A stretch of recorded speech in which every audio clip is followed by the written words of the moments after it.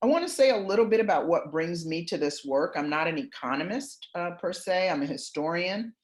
But my views on racial capitalism are informed by three things. One, my own personal experience growing up as a Black working class kid in Detroit in the 1970s, the daughter of former sharecroppers and domestic workers, and someone who was very influenced by Black Power, by the anti-war movement, the civil rights movement of the 1960s and 70s. But I also grew up in a union town, and the class politics of Detroit, infused with the race politics of Detroit, very much influenced my own political consciousness. Also, I bring my identity, my work, my experience, my research as a historian. I did a lot of research on the Black freedom movement in the mid 20th century. I wrote a book on Ella Baker and later wrote a book on a woman named Aslanda Robeson. And in those two, and then most recently, Making All Black Lives Matter. So in all three of those projects, what I looked at is the intersection of gender, race, and class in the political praxis of Robeson and Ella Baker, and in the political practice of the organizers of the Movement for Black Lives. And so, and then the third thing I bring to this work, or the third aspect of what I do that informs it, is my own activism. So I'm not just a scholar. I'm not a typical professor, if you will. But I have really made a commitment in my life to be involved in activism, from the anti-apartheid work in the 1980s to my current work with the Movement for Black Lives and the Rising Majority. And I bring you greetings from the Chicago Teachers Union strike here in Chicago, where I was just on the picket line yesterday with some of these really amazing activists in the labor movement here, who, by the way, I think are confronting issues, not only labor issues and economic issues, but confronting issues of racial capitalism in this work, by saying that the lives of students of color, low-income students of color, working class and poor students of color matter in Chicago. So that's a little of what I bring. Now, I'm going to try to have this be more of a conversation than a traditional lecture. I don't want you to fall asleep. I don't have all the answers, so that's another reason for having it be a conversation. I want to share some thoughts and ideas with you. And thirdly, I'm fighting a cold, so if I seem less energetic than I normally am in talking about this subject, that's the reason, and don't take it personally. So I'm going to speak for about 25 or 30 minutes, and then we'll have time, the other 30 minutes, for Q&A. So I want to start off parenthetically just saying this, and I hope that we're all on the same page with this, that it's important as a kind of preface to any discussion of racial capitalism to talk about how we understand race. And most of us, I think, understand race at this point as a social construct. That is, it's not a biological fact. It is indeed made by society, man-made, if you will, and I use that gender distinction deliberately. There are more genetic differences within racial groups than between racial groups. The one-drop rule in the United States, which is that, sort of unofficial notion that anyone with any African ancestry is, default African American, is kind of proof of the unscientific nature of racial categorization, racial taxonomy. It's a kind of ludicrous idea, really, the idea that a white woman can give birth to a Black child, according to that one-drop rule, but a Black woman can't give birth to a white child, right? The same, biological ingredients, if you will. And that's because, race is invented, and it's invented in the context of the emergence of racial capitalism. It's invented as a system of not just division, but hierarchy. Also, I think another thing to remember when we think about race is that biology travels, race doesn't. That is, through time, through geographical divides. If I have a certain blood type, I have that same blood type whether I'm in the United States or South Africa or England or India or wherever. Racial categorizations, however, change over time and place. So I remember my two experiences in my own kind of political career, political activist career, is when I first went to London. I've worked for many years with a journal there called Race and Class. And I went there, I think it was in the 80s. And they said, we're going to a Black community meeting. And so I assumed we were Black meant, immediate African descended folks, et cetera. And there was a large South Asian contingent, which in that context meant that even the British government was designating South Asian former subjects of the British Empire in Asia as Black. That has since changed considerably in that particular context. But at that time, South Asians were considered Black in that context, but not in this context, not in the US context. Similarly, in South Africa, I went to South Africa, and I grew up at a time where we really fought to be, that is, African Americans fought to be referred to as Black. We reclaimed the term. It was a political term. It was a political term globally. And I went to South Africa and landed in Johannesburg, and people said, "Are you colored?" And of course, I was offended. But the reality is that the racial taxonomy in South Africa at that time meant that someone with my phenotype would be considered colored and not Black. So I give those little parenthetical comments because it's important that we understand that we're not talking about science or biology. We're talking about a social construct. And that's important in terms of undoing racism. But here, let me underscore this, and it's very important. While race is not real in any scientific sense, I would argue that it is fundamentally racist to argue that race and color don't matter. They matter enormously, tremendously. They have defined the social and economic system that we live under in powerful ways. And we can't understand, and we can't say we're serious about, any kind of racial justice agenda and kind of social justice agenda that is, sort of colorblind. So all those things are true at the same time.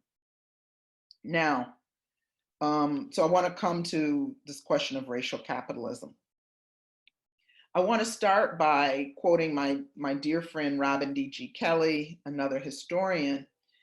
And Robin Kelley reminds us that there's not really a siloed entity called racial capitalism, that capitalism in the modern era, essentially from the 16th century on, is racial capitalism. Capitalism as we know it exists because of white supremacy as an ideology that undergirded it, that helped to justify it, that fueled it around the world and certainly in this country. Some of those pillars for us in this country are slavery, Jim Crow, and empire. And when I say empire, I also include the forced and coerced migrations of people. So there's not a neat, uncontested definition of racial capitalism.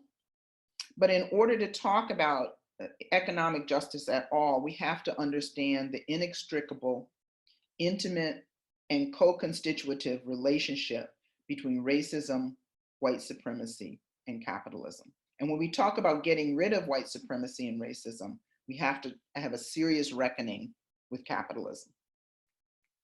So capitalism is a market economy based on private ownership of some of the most valuable resources in our society, and where labor is exploited. That's where profit comes from.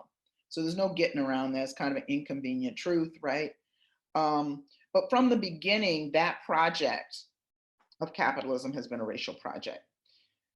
Some new scholarship has really documented this in very, very powerful ways. Some of you may be aware of Edward Baptist's work, Half the Story Been Told, The History of Capitalism. And it's a very powerful book because it deconstructs certain myths about slavery.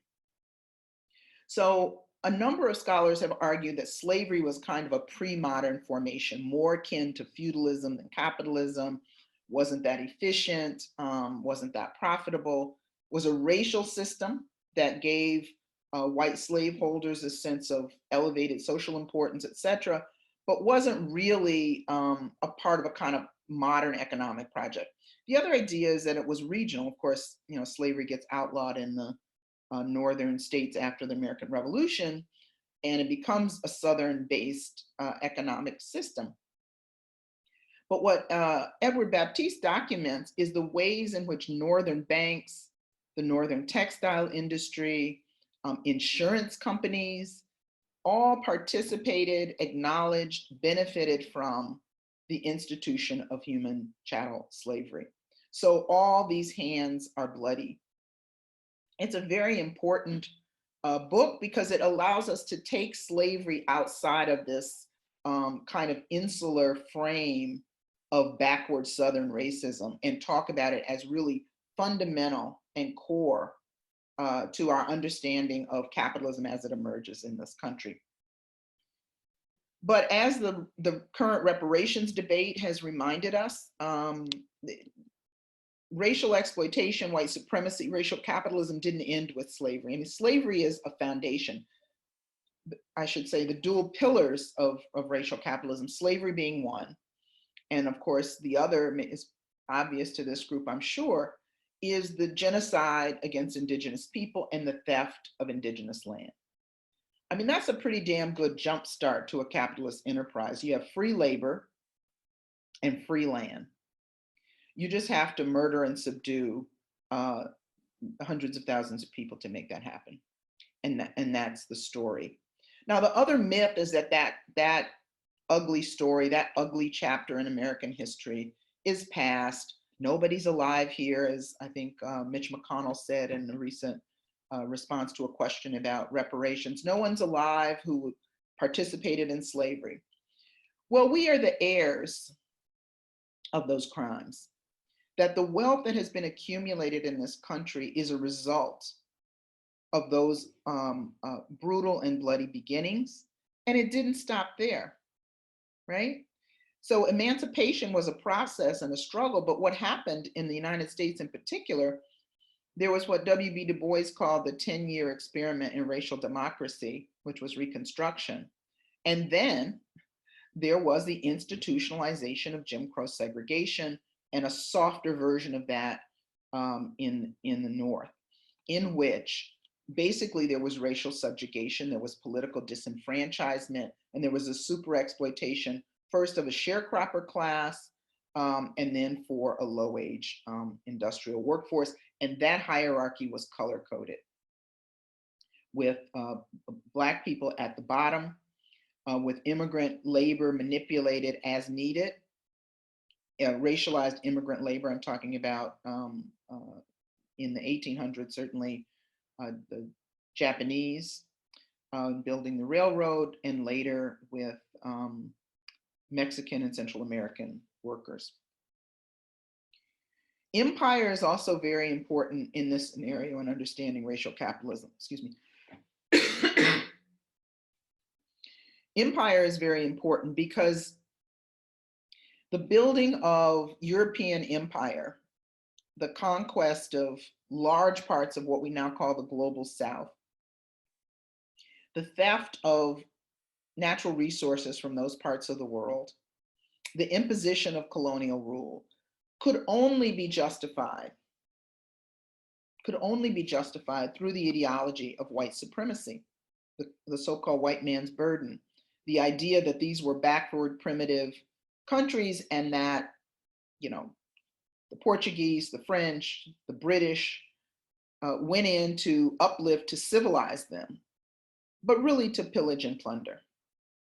So, so that's the kind of ugly reality and origins, that intimate relationship between defining civilized, i.e. white, uncivilized, Black and brown, as a divide in the world that really opened the door for modern capitalism as we understand it today. So there's much more to say about all this. There's many books and articles to read, and I, be more than happy to provide a reading list for a longer conversation. But what I want to say before I go to the second part, and I neglected to say at the outset, so my remarks will be in three parts. One is just this part, which is talking about racial capitalism. Then I want to talk about the current crisis of racial capitalism. Then I want to take a stab at what funders can do, which is a little bit of a challenge for me. But before I move from this part of the conversation, I want to emphasize the systemic nature of white supremacy and racial capitalism, because, and I'll come back to this, in a lot of funding circles, we talk about racial equity, the racial equity lens. What do we mean by that? Do we mean integrating a small number of people of color into a hierarchical system that's based on exploitation? Or do we mean a more intersectional approach that begins to confront some of the logics of capitalism? And I understand the boards of some of your organizations and foundations may not be down with this project.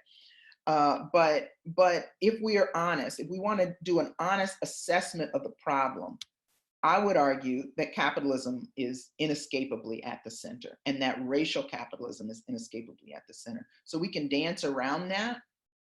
And sometimes maybe we have to, because we can't dive in and we don't have the power to change the discourse in a particular context. But it's important that we understand this foundation and that we have it inform as much as we can our work.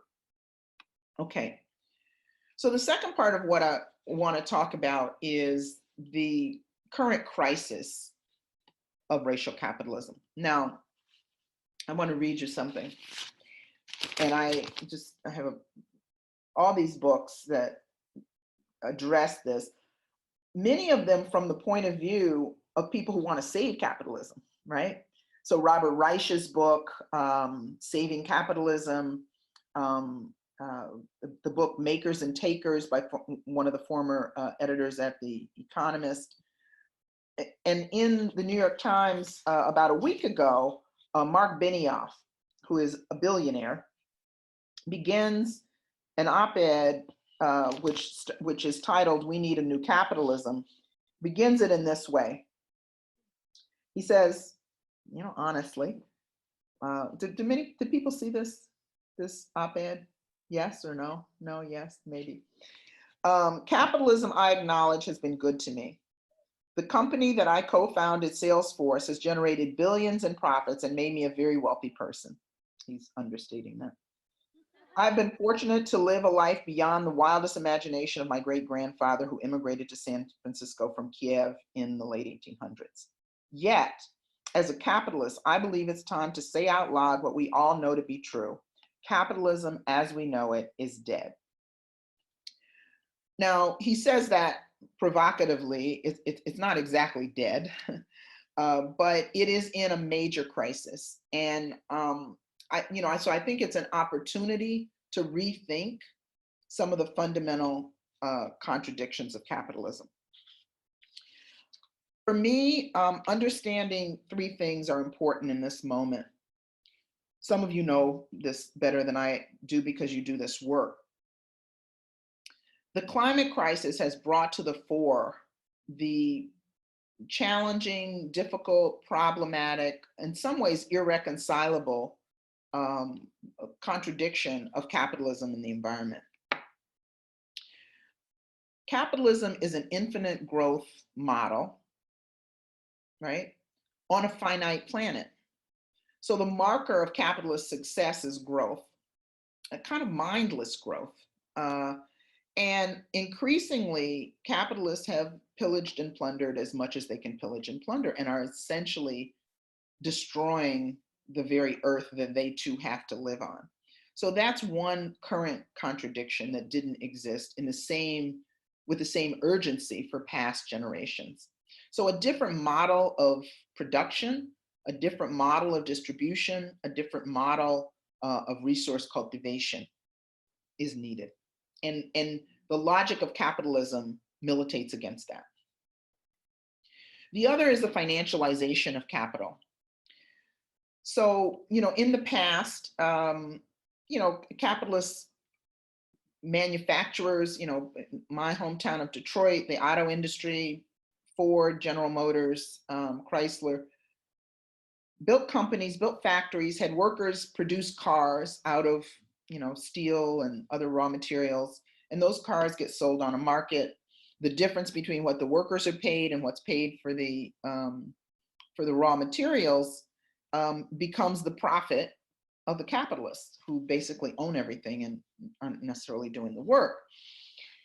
But we have now the emergence of a new sector of the capitalist class, very powerful, very wealthy. Many in the tech industry, that's one group. But I'm talking about hedge fund people and bankers.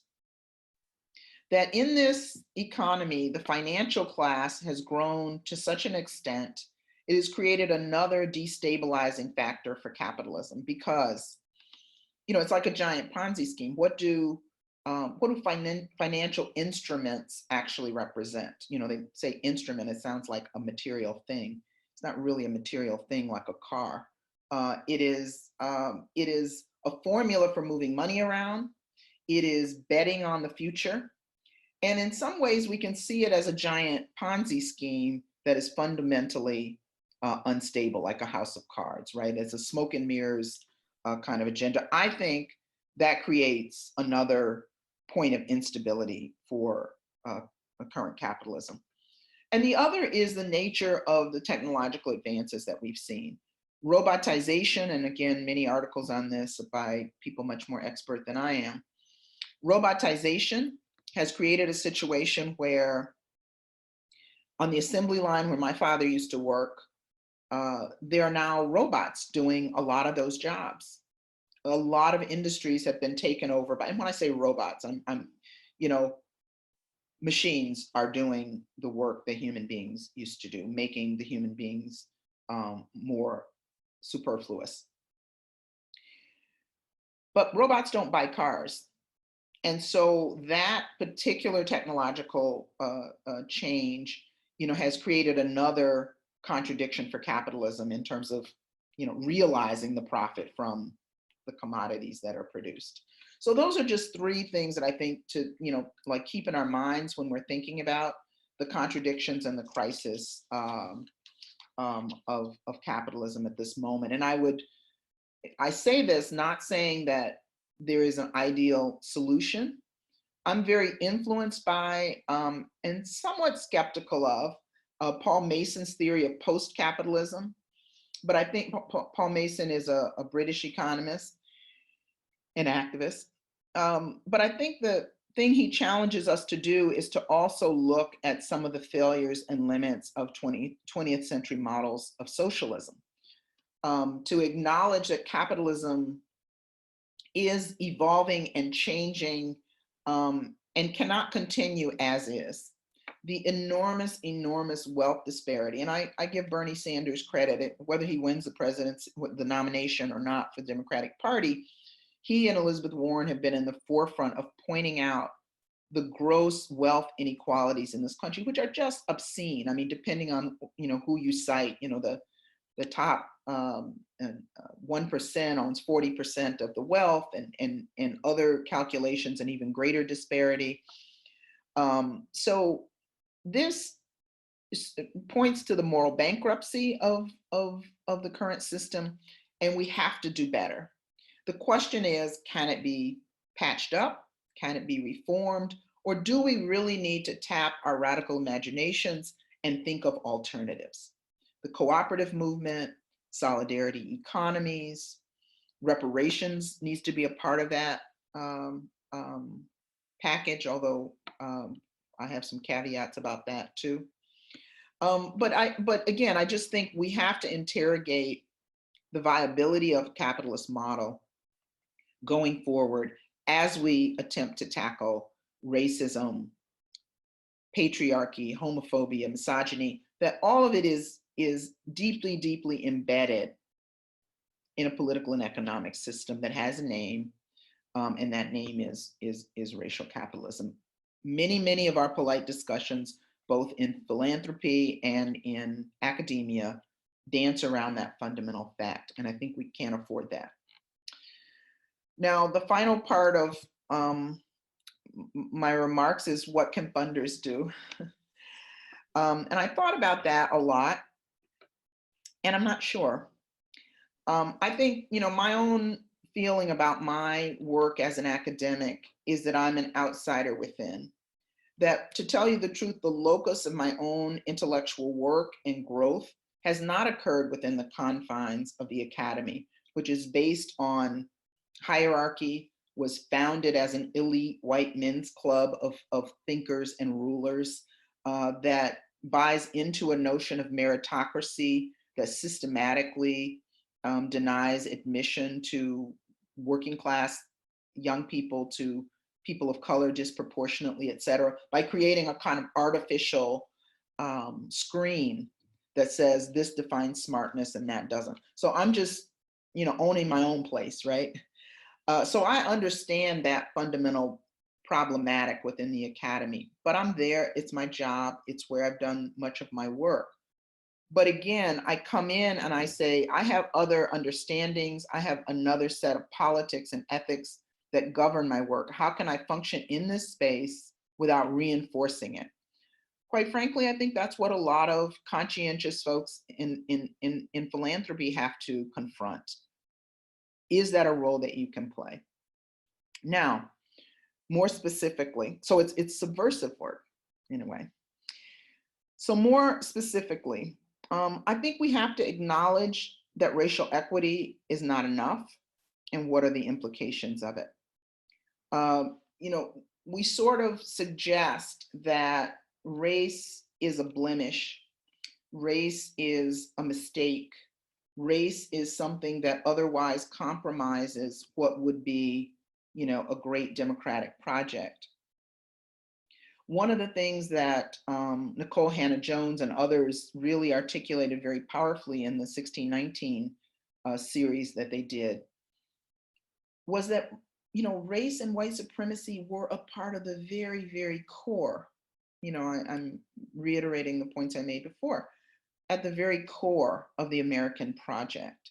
And so we are not talking about a minor corrective.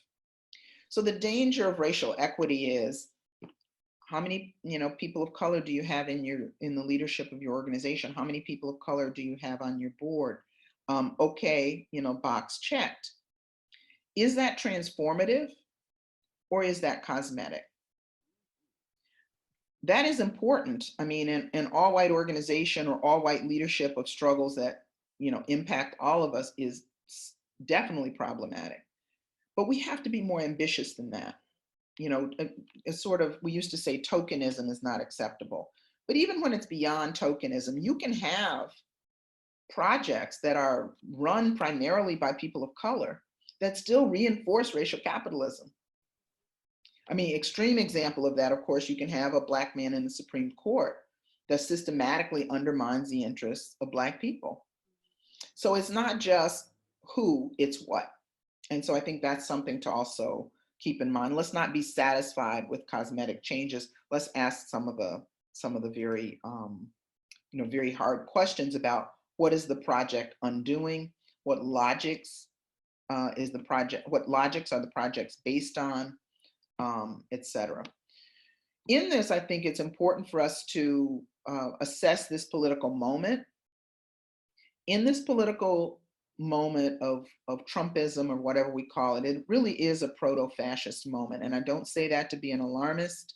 I know what full-fledged fascism looks like, not because I've lived under it, but I have read about it and talked to people who've lived under it, from Franco's Spain to Mussolini's Italy to Hitler's Germany, and also some of the right-wing dictatorships in Latin America.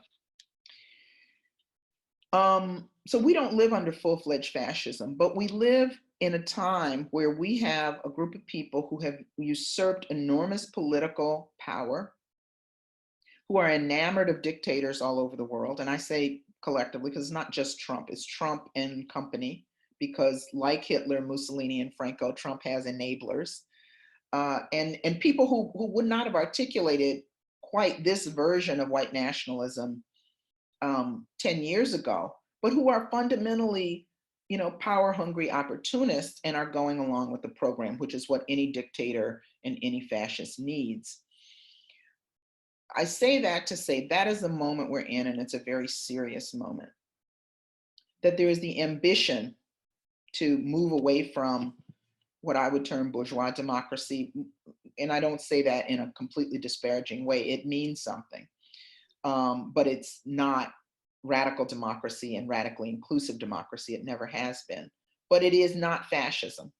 But to move on the continuum away from a more democratic practices toward more fascist and dictatorial practices, to have this division between different sectors of the state, right? And to have the ambiguity about where the coercive arm of the state is going to weigh in, and I mean the military and the police, creates a very, very tenuous moment. At the center of the selling strategy for this political project is white nationalism. That is where Trump draws his base from. It is in all of the rhetoric. It is in all of the slogans. It is in all of the speeches. And so the project of challenging racial capitalism has to be a part of our response, not standing in the middle of the road. You know what happens in standing in the middle of the road, you know, you get run over, but to really offer a real alternative.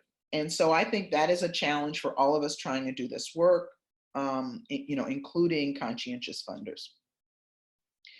For conscientious funders, I think taking reparations seriously as a demand is important.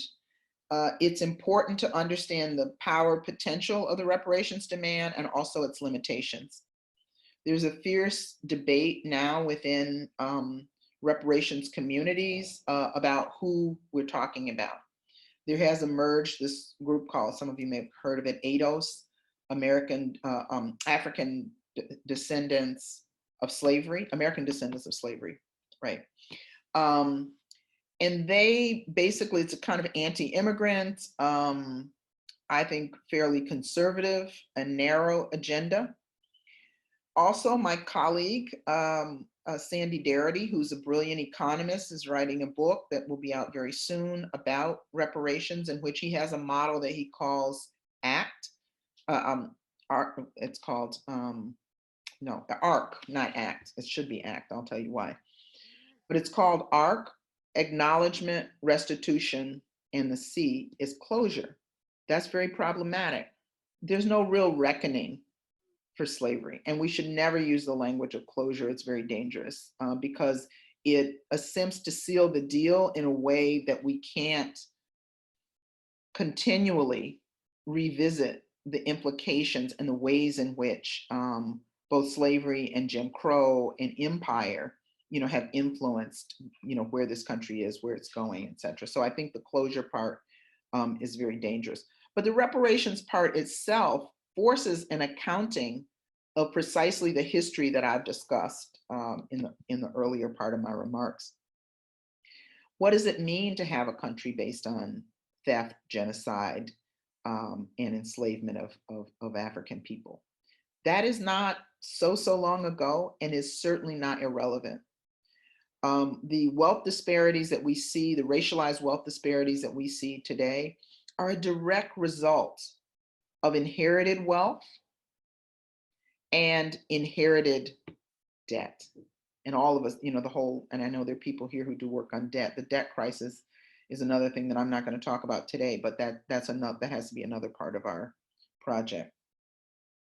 The other thing I would say, and this might be difficult conversation. It's a conversation maybe Amisha mentioned it in her remarks yesterday that we're having in Chicago, is around anti-Blackness in our movements. When we understand how white nationalism has been built, anti-Blackness has been at the very center of that, certainly in this country, but I would argue globally. The enslavement of Africans, the transatlantic slave trade, the conquest of the continent, the absolute plunder of the continent of Africa.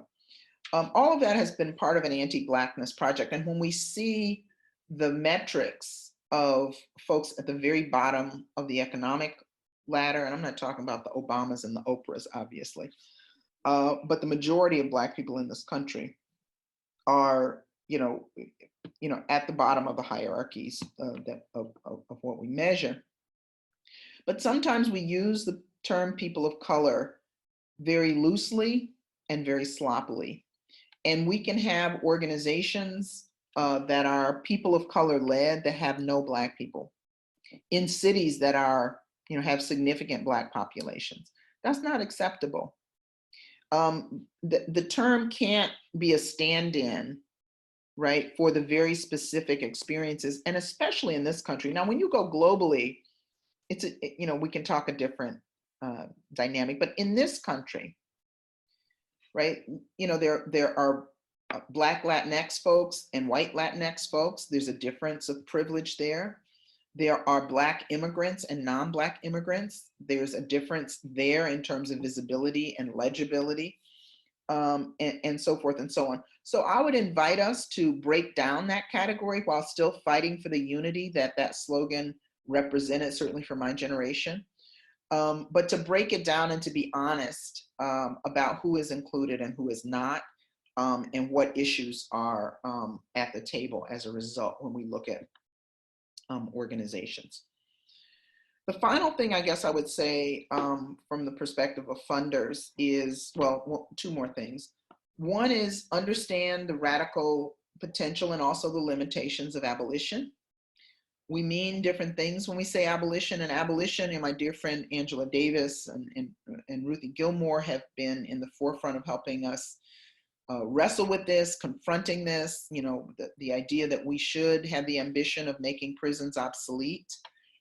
It is a project of racial capitalism, if nothing else is, for sure, considering the disproportionate number of people of color who are incarcerated, who are taken out of the workforce, and obviously they're not rich people. Most are not middle-class people. The whole cash bail system, which is so messed up on so many levels, that you basically are in jail for long periods of time, often pleading to a crime that you didn't commit so you can get out of jail, only because you don't have the money to pay the bail.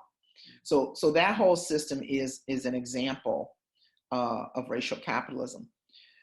But abolition alone, abolition of jails and prisons, certainly represents a challenge. But we have to talk, and I think Ruthie and Angela both remind us of this. We have to talk about, what are we building, right? Are we building a society that catches folks who otherwise would be in the underground economy? Are we building a society that creates other opportunities for resolving conflict, right? Restorative justice projects and the like. So abolition too has to be seen in the context of reckoning with racial capitalism. And I think, sometimes, I taught some classes at Stateville Prison here, and driving, it's a long drive, so driving back and forth with some of my fellow teachers, I said, well, how does this fit into our understanding of capitalism, abolition project? And so they were basically pro-capitalist abolitionists, lovely people, but wrong. And we had a lot of back and forth discussions about that, like, is it possible to think of abolition in the context of racial capitalism? And I would say it's not. They're both protracted projects, they're both aspirational, but they have to be also co-constitutive. They also have to be intimately related to the project of social transformation. And again, I guess my final point is that